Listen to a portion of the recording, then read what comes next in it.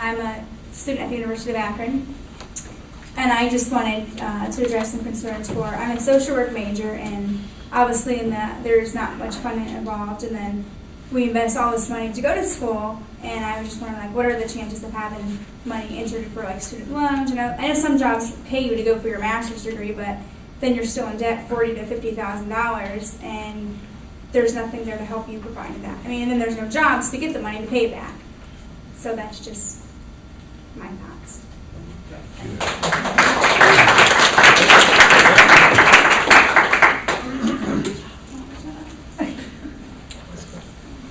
Distinguished members of the panel, fellow citizens. My name is David Young, and I'm from Cuyahoga Falls. And I think it's good at this time to take a little lesson from history. And during the Great Depression, when we had a lot of people out of work, Franklin Delano Roosevelt proposed the Works Projects Administration, and it was very, very successful. He gave people their dignity. So I'm for free enterprise, but also government has a role to play. Government does not need to control free enterprise, but government should make certain rules to make sure that free enterprise is following policies that are in the public good. But back to the history lesson, Franklin Delano Roosevelt created a lot of jobs and gave people their dignity. Right now, we have aging infrastructure. We have roads and bridges that need to be repaired. We have water plants and sewer plants that have aging pipes.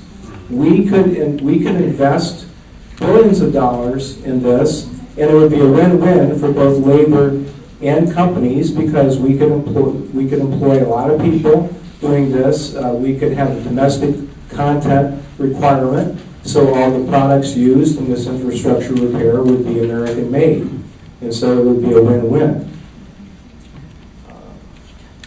Also, we could invest a lot of money in green energy development, which will pay dividends down the road. Also, it was mentioned by Mr. Blockman that healthcare is one of our biggest costs, and I think that if I would be willing to guess that for every $1 we spend on healthcare, education, and lifestyle improvement, we will probably save $10 down the road. So I think the government could be involved in helping to educate people about the importance of good dietary choices, exercise, and just keep that message going, because it will pay dividends in the long run. And since I'm running out of time, I would also like to say, too, that some people would have us believe that government's the problem. I would say the government is not the problem. Corporate-dominated government is the problem.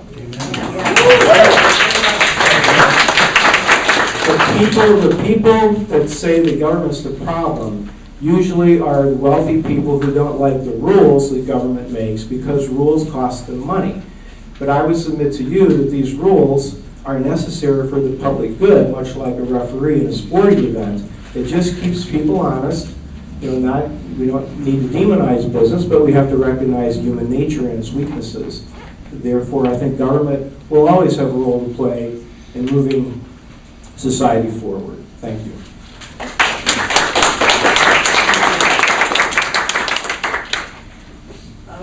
Okay, our next group of people, Linda Valentine, if you come up to the podium, and if Rochelle Fisher, Greg Coleridge, and Eugene Watkins would come and sit up in the seats, and we'll keep us going. Thanks.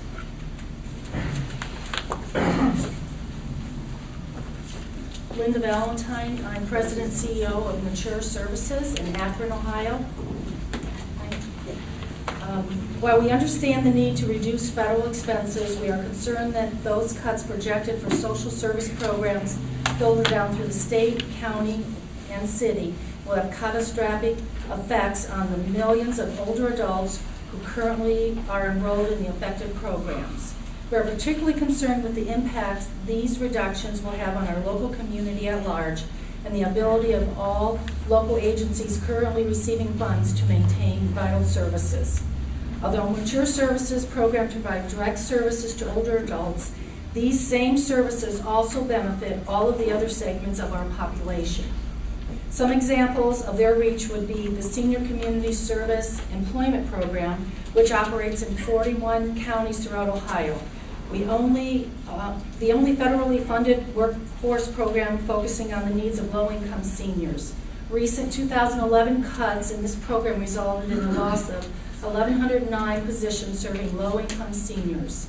Our program alone circulated more than $9.2 million in spending through wages paid to seniors in our training program, and these cuts have resulted in a loss of $3.8 million in wages. We also see cutbacks of 45% in the number of community service hours provided to local nonprofits, an equivalent of 475,570 hours of assistance that host agencies cannot afford to lose as they face cuts of their own. In the area of nutrition, most of our older clients take mostly costly prescription medications, and the co-pays are left with little or no disposable income to purchase food. Good nutrition supports good health, and as the number of older adults grows, there is a clear and urgent need for programs like ours to continue to provide food assistance to them. In our home care division, utilizing Title 20 funds administered by Summit County Jobs and Family Services, served more than 100 individuals with essential in-home assistance this year. Home care services enable older adults with disabilities aging in place in the community and devoting long-term care, all at substantial savings to taxpayers. As of June 30th, due to state budget reductions, there will be no money to provide these vital services to this group. And let us not forget the difference our RSVP program makes in the service sector. The funding provided by the Corporation for National Community Service for RSVP volunteer program allows staff and volunteers to develop and implement programs with strategic partners in order to meet important community needs.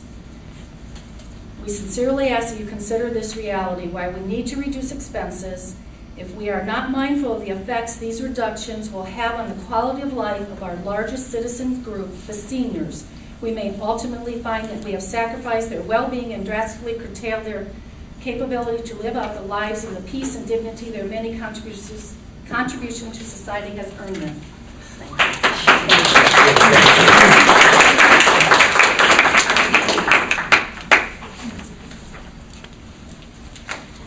Thank you, Max and Katie and Mark, for being here today. I'm Rochelle Fisher, and I'm the president and CEO of Habitat for Humanity of Summit County.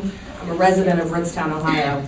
Habitat for Humanity builds simple, decent, and affordable homes for families in need of safe places in which to raise their families. More information on our history I've provided to you as a handout. Today I ask for your consideration in preserving 4 very important areas of the federal budget that significantly impact Habitat affiliates across the country. I speak on behalf of 1,500 Habitat affiliates, 69 here in Ohio, and our affiliate here in Summit County. Under HUD, Habitat affiliates are supported by SHOP, which is Self-Help Homeownership Opportunity Program, Section 4 Capacity Build Funds, and CDBG Community Development Block Grant Funds, and the Home Partnership Program.